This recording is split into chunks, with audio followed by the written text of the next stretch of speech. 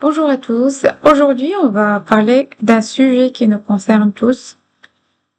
Comment éviter qu'une machine industrielle à plusieurs millions d'euros ne tombe en panne sans prévenir? Je vous présente une architecture de monitoring d'énergie en temps réel. Derrière ce schéma, le but est simple. On veut récolter les données de nos éoliens et de nos turbines, croiser ça avec le carnet de santé que remplissent les techniciens sur le terrain et lever un drapeau rouge avant que la pièce ne lâche.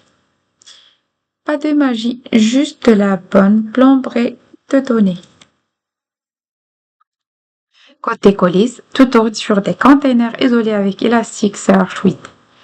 Et la première règle en production, c'est la sécurité. Tout est blindé en TLS HTTPS.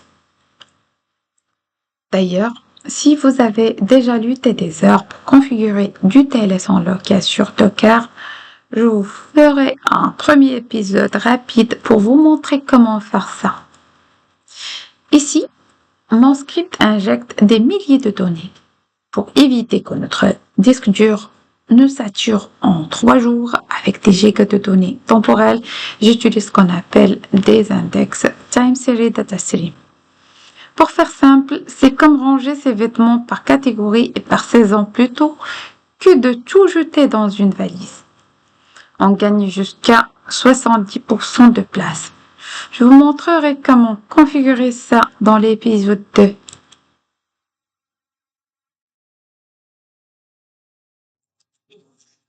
Pour y arriver, j'ai conçu une architecture Logstash ultra propre et modulaire. Regardez comment j'extrais sur mes flux. J'utilise ici un routage dynamique de pipeline à pipeline, pipeline to pipeline routing.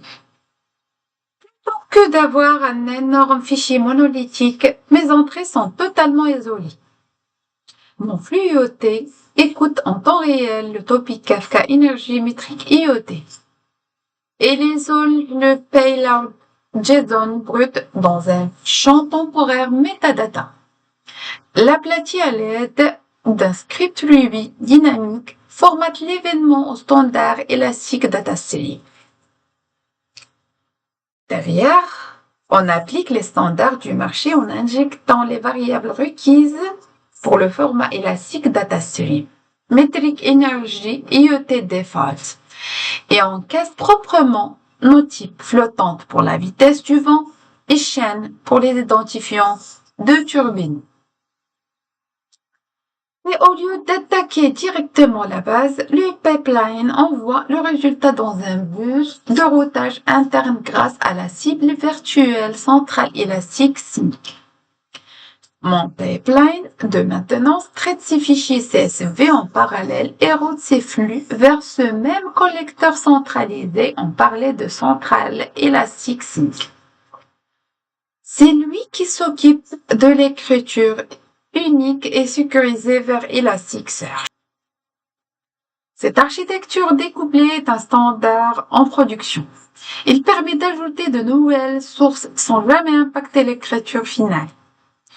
On décortiquera toute cette mécanique de routage dans un épisode dédié. Sans visuel, notre dashboard sur Kibana. Pour que cet écran s'affiche en moins d'une seconde malgré des millions de lignes, il a fallu faire un peu de tidying sous le capot. Dans l'épisode 3, on parlera de ces petites règles à système, comme la limite des paquets, qui évite que notre serveur ne s'effondre quand on lui ait demandé un graphique un peu trop lourd. Regardez cette jauge, c'est notre energy output ratio. C'est un calcul maison fait à la volée. Pas besoin de modifier la base de données pour ça.